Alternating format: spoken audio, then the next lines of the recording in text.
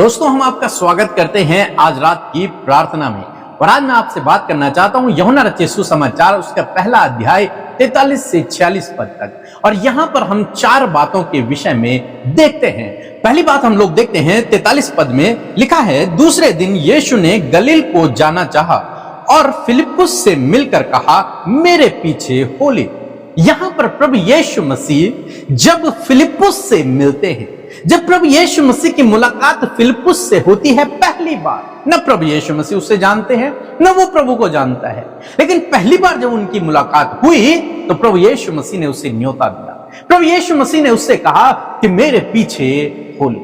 और जानते हैं फिलिप्पुस एक ऐसा व्यक्ति, उसने ना नहीं कहा, वो सीधे प्रभु के पीछे चल पड़ा।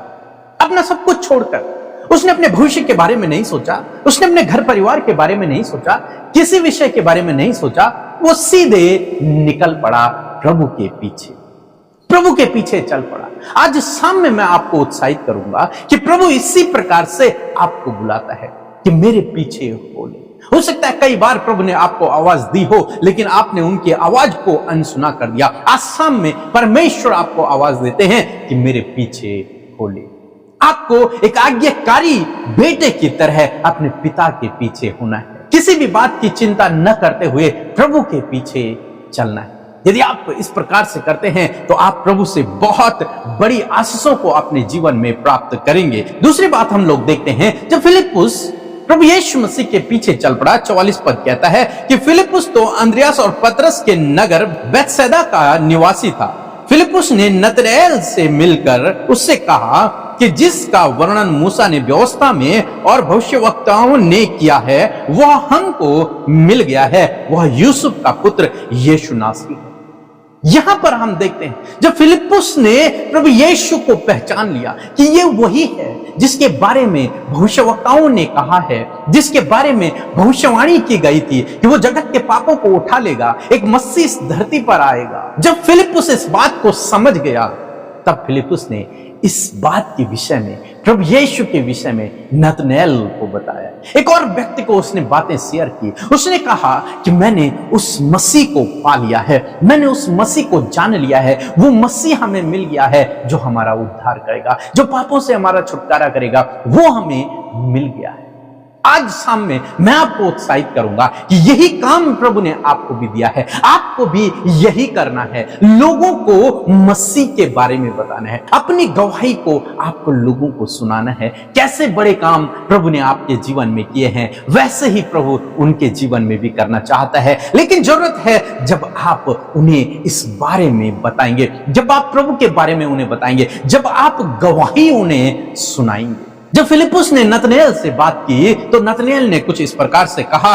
46 पद में लिखा है कि नतनएल ने उससे कहा, क्या कोई अच्छी वस्तु भी नासरत से निकल सकती है? फिलिप्पुस ने उससे कहा, चलकर देख ले। नतनएल ने जब फिलिप्पुस की बात को सुना, जिस मसीह के बारे में भविष्यवाणियां की गई थी वो नासरत नगर से निकला है, तो नतनएल एक तरीके से हंसने लगा, कहने लगा कि क्या यह संभव है कि नासरत से, उस छोटे से नगर से, उस तुच्छ गिने जाने वाले नगर से जिसका कोई मूल्य नहीं है समाज में, उस नगर से क्या कोई बहुमूल्य वस्तु निकल सकती है? क्या उस नगर से मसीह पैदा हो सकता है? क्या उस नगर से उद्धारकर्ता जन्म सकता है?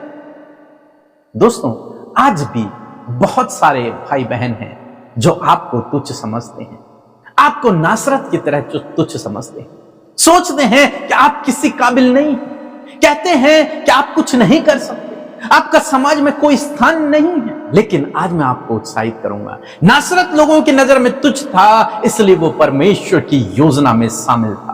आप यदि लोगों की नजरों में तुच्छ हैं, आप प्रभु की योजना में शामिल हैं। और जब आप प्रभु की योजना में शामिल हैं तो नासरत से उद्धार करता निकला और प्रभु आपको भी इस्तेमाल करेगा। प्रभु आपको भी इसी प्रकार से इस्तेमाल करेगा जिस प्रकार से प्रभु ने नासरत को इस्तेमाल किया। आज हम नासरत का नाम पूरी बाइबल में पढ़ते हैं, पूरा विश्व नासरत का नाम पढ़ता है, हर एक व्यक्ति। इसी प्रकार से प्रभु आपको भी ऊंचा उठाएगा, आपको भी शिरोमणि ठहराएगा। चाहे लोग आपको तुच्छ समझे, लेकिन आपके लिए परमेश्वर के पास उत्तम योजना है। और वो योजना बहुत बेस्ट है। और जब वो उस योजना के तहत आपको इस्तेमाल करना शुरू करेगा तो आपको ऊंचाइयों पर लेकर के जाएगा। दूसरी बात, आपको भी किसी को तुच्छ नहीं समझना है, क्योंकि आप नहीं जानते कि प्रभु की उनके लिए क्या योजना है। आप नहीं जानते कब प्रभु उन्हें इस्तेमाल कर देगा। आप नहीं जानते प्रभु उनके जीवन से क्या कर सकता है। जो समाज में तुच्छ है, जो समाज में नीचे है, प्रभु उसे उठाना जानता है। बाइबल कहती है वो धूलि में से उठाकर राजाओं के संग बिठाता है।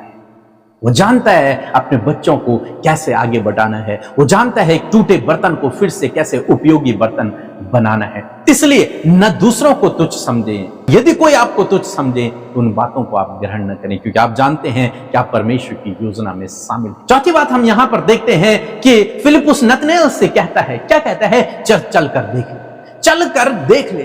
तुझे यकीन नहीं हो रहा मेरी बात पर, तो चल कर देख।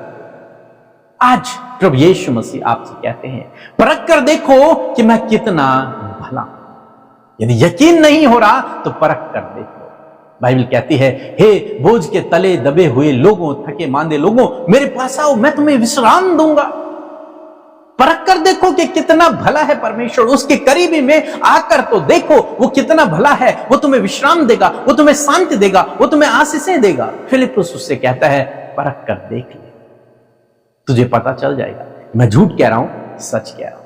सो दोस्तों, मैं आशा करता हूं कि आज के बाइबल अध्ययन में आप समझे होंगे इन 4 बातों के विषय में। पहली बात कि प्रभु आपको बुला रहे हैं। प्रभु आपसे कहते हैं कि मेरे पीछे हो ले। आपको अपना सब कुछ छोड़कर, अपने गलत कामों को त्याग कर, अपना गलत व्यवहार को त्याग कर प्रभु के पीछे चलना है। दूसरी बात, आपको लोगों को गवाहियों को शेयर करना है, लोगों को बताना है प्रभु यीशु मसीह के बारे में। तीसरी बात, यदि कोई आपको तुच्छ समझे तो आप उस बात को नकार दें, इस बात को जानते हुए कि परमेश्वर की मेरे लिए योजना है, और जब वो आपको इस्तेमाल करेगा तो वो आपको आगे बढ़ाएगा, और दूसरों को भी आप भी तुच्छ न समझें।